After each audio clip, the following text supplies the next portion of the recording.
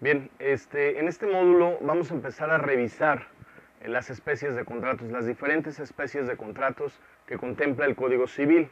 Hemos revisado ya al contrato como fuente de obligación y dijimos que es la principal fuente de obligación a través de los cuales se crean, transmiten, extinguen o modifican derechos y obligaciones.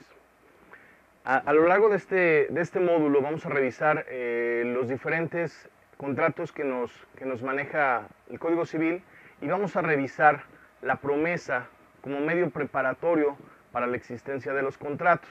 Vamos a revisar a la promesa como un contrato preparatorio para la celebración de contratos posteriores. A través de la promesa, las partes lo que hacen es prometer, crear, transmitir, extinguir derechos y obligaciones. Es una preparación a lo que va a ser definitivamente el contrato. ¿En qué consiste la promesa? La promesa es la obligación de celebrar un contrato futuro. Es decir, a través de este documento o a través de esta modalidad, lo que las partes hacen es comprometerse a realizar un acto futuro en relación a un contrato o a una modificación a un contrato. Esta promesa puede ser unilateral o bilateral. Recordemos que la unilateralidad y bilateralidad se refiere dentro de los contratos a los derechos y obligaciones que se van a originar a través del contrato y en este caso a través de la promesa.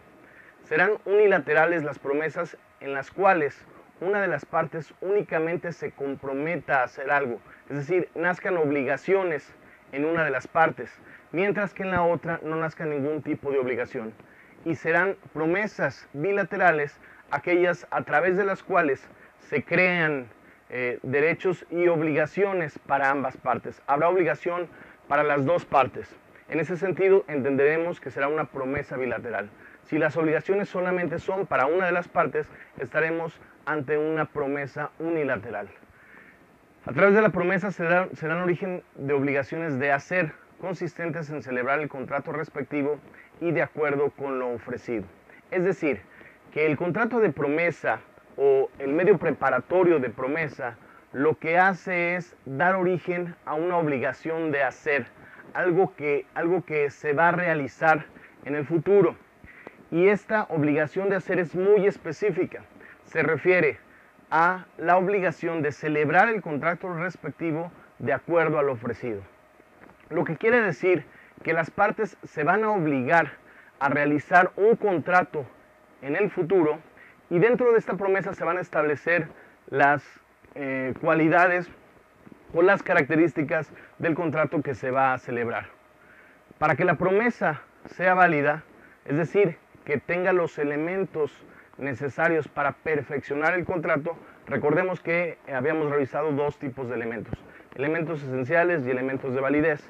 Mientras que los primeros son necesarios para que exista el contrato, los siguientes son necesarios para que el contrato sea perfecto y nazca a la vida jurídica de manera perfecta.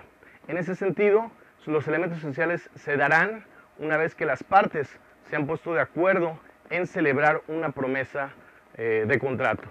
Y los elementos de validez, una vez que ya se pusieron de acuerdo, estarán determinados por las siguientes cuestiones. Primero, debe constar por escrito y contener los elementos característicos del contrato definitivo y limitarse a cierto tiempo. Es decir, en cuanto a la forma, la promesa deberá de hacerse por escrito. Y dentro de este escrito estarán los elementos característicos del contrato definitivo.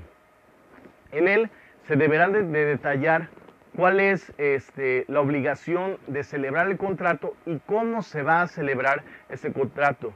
¿Cuál va a ser el clausulado medular del contrato que se va a celebrar posteriormente de la promesa?